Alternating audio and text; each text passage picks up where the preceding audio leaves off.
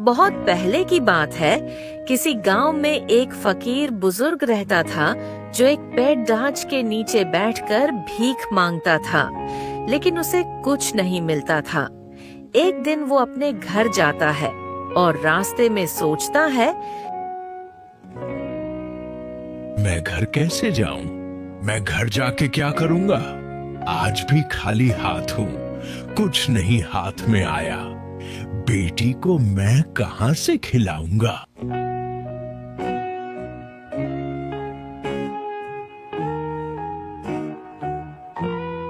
बाबा, आप आ गए हैं। मैं आपका इंतजार कर रही थी कि आप आए तो खाना बनाऊंगी। आप लेकर आए हैं कुछ आज खाने के लिए। जी आज फिर कुछ नहीं हाथ आया। आज फिर वैसे ही खाली हाथ घर आ गया हूँ। आज फिर हमें पहले की तरह भूखा ही सोना पड़ेगा। फिर वो दोनों बाप और बेटे खाली पेट ही सो जाते हैं। अगले दिन फिर अपने ठिकाने की तरफ भीख मांगने के लिए जाता है, लेकिन उसके पास एक मजनू नामी आदमी आता है और कहता है, चाचा, मैं जब भी यहाँ से गुजरूं तो आप यहाँ ही होते हैं। ना धूप ना बारिश, कुछ नहीं देखते। सुबह शाम यहीं उठते हैं। आप बहुत ज्यादा परेशान लग रहे हैं। बताइए, मैं आपकी क्या मदद कर सकता हूँ? बेटा, मैं तुम्हें क्या बताऊं? मैं एक गरीब आदमी हूँ। मेरे 3 बच्चे थे। 2 बेटे अल्लाह को प्यारे हो गए हैं। अब मेरी एक बेटी है। बस हम दोनों ही अब रहते हैं। मैं भीख मांगता हूँ। 5 दिन हो गए हैं, हमने कुछ नहीं खाया। चाचा जी, आपके बेटों का सुनकर तो बहुत दुख हुआ। कहते हैं आप तो बहुत भोले भाले। ये दुनिया ऐसे हाथ में नहीं आएगी। दुनिया को समझने के लिए, दुनिया को हाथ में लाने के लिए हमें उंगली टेढ़ी करनी पड़ेगी। मैं क्या करना चाहिए? क्या करना है? मैं आपकी बात नहीं समझा।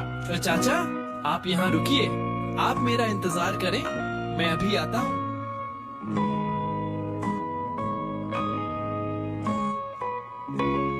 फिर वो वहाँ से चला जाता है और कुछ ही देर में वापस आता है और साथ वो अपने एक गधा लेकर आता है और वो आकर आवाजें लगाने लगता है।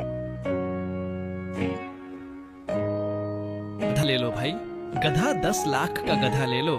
भाई, गधा हाथ नहीं आया। 10 लाख का गधा, जल्दी आ जाओ, जल्दी। गधा ले लो भाई, गधा 10 लाख का।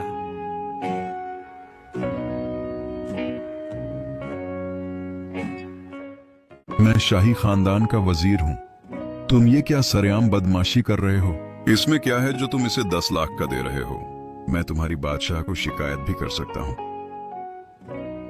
ये तो 10 लाख का ही है साहब। आप क्या जानेंगे इसके बारे में साहब? ये तो 10 लाख का ही है। ठीक है, फिर जैसे तुम्हारी मर्जी। तुम्हें खुद बादशाह सलामत ही देखेंगे। मैं इनको बता दूंगा।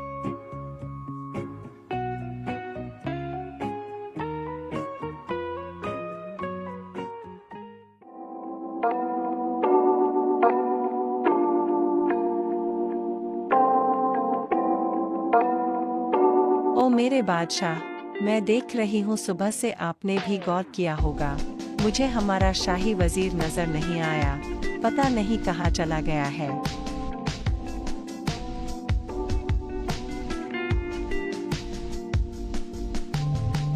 बादशाह सलामत जिंदाबाद। बादशाह सलामत हमेशा बाद रहे। ठीक है, मक्खन ना लगाओ। ये बताओ, सुबह से तुम कहाँ हो?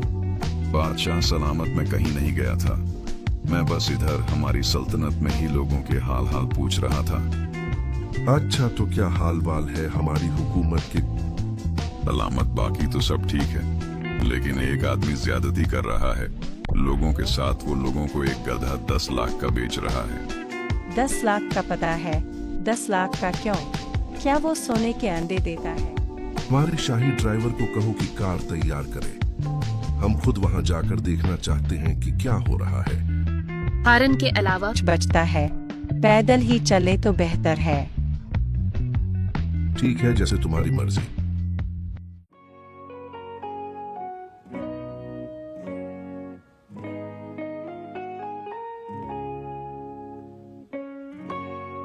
बादशाह सलामत यही है वो आदमी जो लोगों के साथ ज्यादती कर रहा है। जो 10 लाख का गद्दा बेच रहा है। भाई तुम ये 10 लाख का दे रहे हो? क्या ये सोने के लिए देता है? क्या ये हवा मोड़ता है? क्या ये मुंह से आग निकलता है? बादशाह सलामत ना तो ये सोने के अंडे देता है और ना ही मुंह से आयल निकालता है और ना ही ये हवा में उठता है, लेकिन इसमें एक खास बात है जिसकी वजह से ये 10 लाख का है। वही पूछ रहा हूँ, क्या है? क्या खास बात है इसमें? 10 लाख का दे रहे हो, वही बताओ मुझे। जरूर बताता हूँ बादशाह सलामत। इस पर जो भी बैठता है उसके जितने रिश्तेदार, जितने भूत हो चुके हैं, वो उन सबको देख सकता है और वो इस पर बैठकर उनसे बातचीत भी कर सकता है। लो जी, ऐसा कैसे हो सकता है? ऐसा भी बना होता है कि किसी को उसके मरे हुए लोग नजर आए और वो उनसे बातचीत भी करे। मल्लिका, ऐसा होता है जो भी इस पर बैठता है उसको अपने रिश्तेदार नजर आते हैं। वो उनसे बातचीत भी करता है, लेकिन एक शर्त पर नजर आते हैं। कैसी शर्त? कौन सी शर्त? और क्यों शर्त? वो क्या शर्त है?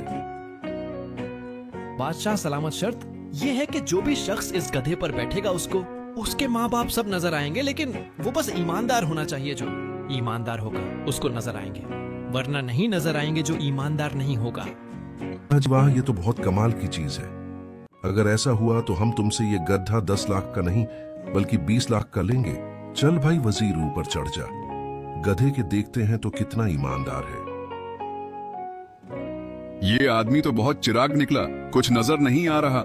बादशाह समझेगा मैं बेईमान हूं। वजीर साहब, आपको कोई नजर आया? आपके कोई माँ बाप या कोई और आपको कोई नजर आया? जी जी बादशाह सलामत, मुझे मेरे अब्बू नजर आ रहे हैं और वो मुझे बुला रहे हैं। हाँ जी अब्बू जी। अब्बू जी, आप मुझे अकेला छोड़ गए हैं। आप मुझे बड़ी जवानी में छोड़कर चले गए हैं।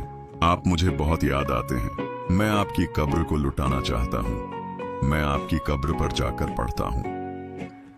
वजीर साहब नीचे आ जाएं, वरना आपको आपके अब्बू जान अपनी कब्र में साथ ले जाएंगे। देखा बादशाह सलामत, आप मेरा यकीन नहीं कर रहे थे, अब आपने खुद अपनी आंखों से देख लिया है ना। ओ मेरे बादशाह, अब आप ऊपर जाए, मुझे भी तो पता लगे आप मुझसे कितना प्यार करते हैं।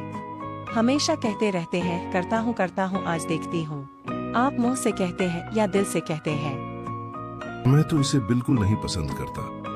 अब क्या करें? चल बे बादशाह तेरी। अब खैर नहीं, सोच कुछ सोच बादशाह, कुछ सोच।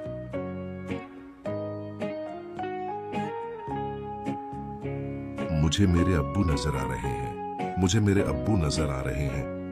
अब्बू जान, आप मुझे अकेला छोड़ गए हैं। आप बड़ी जवानी में मुझे अकेला छोड़ गए हैं। सारी सल्तनत का बोझा मेरे कंधों पे रख के मुझे अकेला छोड़ गए हैं।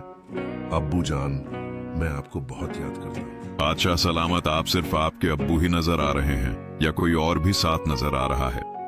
नहीं, मुझे सिर्फ मेरे अब्बू नजर नहीं आ रहे हैं। मेरे अब्बू के साथ मेरे दादा अब्बू भी मुझे नजर आ रहे हैं। वाह जी वाह, क्या बात है! इसका मतलब बादशाह मुझसे 2 गुनी मोहब्बत करता है। हम तुमसे ये गधा 25 लाख का खरीदते हैं। ओ वजीर, 25 लाख लाकर इस आदमी को दे देना। बहुत बहुत शुक्रिया आपका, बहुत नेक दिल है। अल्लाह आपको लंबी जिंदगी दे।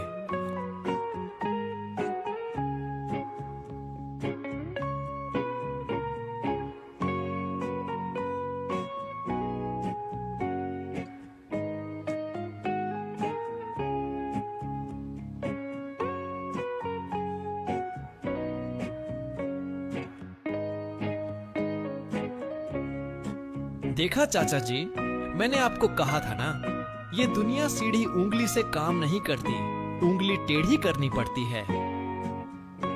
वो सारे पैसे मजनू और फाकीर बुजुर्ग आपस में बांट लेते हैं और वो दोनों खुश हो जाते हैं।